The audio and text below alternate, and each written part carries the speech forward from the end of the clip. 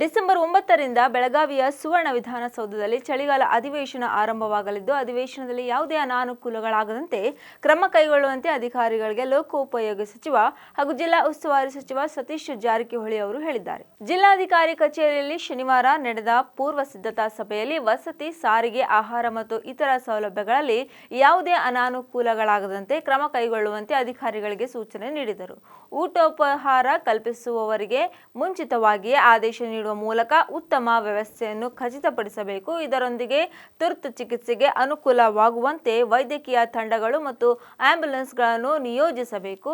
ಸುವರ್ಣ ವಿಧಾನಸೌಧದ ಒಳಗಡೆಯ ಕಾರಿಡಾರ್ಗಳಲ್ಲಿ ಹಾಗೂ ಮೊಗಸಾಲೆಯಲ್ಲಿ ಪಾವತಿ ಆಧಾರದ ಮೇಲೆ ವಿವಿಧ ಬಗೆಯ ಚಹಾ ಹಾಗೂ ಉಪಹಾರ ವ್ಯವಸ್ಥೆ ಕಲ್ಪಿಸಬೇಕು. ನಗರದ ರಸ್ತೆಗಳು ಸೇರಿದಂತೆ ನಗರ ಪ್ರವೇಶಿಸುವ ರಸ್ತೆಗಳ ದುರಸ್ತಿ ಕಾರ್ಯವನ್ನು ಕೂಡಲೇ ಕೈಗೆತ್ತಿಕೊಂಡು ಆದಷ್ಟು ಬೇಗ ಪೂರ್ಣಗೊಳಿಸಬೇಕು ಎಂದು ಸೂಚನೆ ನೀಡಿದರು. ಈ ವೇಳೆ ಮಾತನಾಡಿದ ಜಿಲ್ಲಾಧಿಕಾರಿ ಮೊಹಮ್ಮದ್ ರೋಷನ್ ಅವರು, ವಸತಿ, ಸಾರಿಗೆ ಹಾಗೂ ಊಟೋಪಹಾರ ವ್ಯವಸ್ಥೆ ಸೇರಿದಂತೆ ಸುಗಮ ಅಧಿವೇಶನಕ್ಕಾಗಿ 10 ಸಮಿತಿಗಳನ್ನು ರಚಿಸಲಾಗಿದೆ. ಕಳೆದ ಬಾರಿಯಂತೆ ವಿವಿಧ ಸ್ಥಳಗಳಲ್ಲಿ ಊಟದ ವ್ಯವಸ್ಥೆಯನ್ನು ಮಾಡಲಾಗುತ್ತಿದೆ ಎಂದು ಹೇಳಿದರು.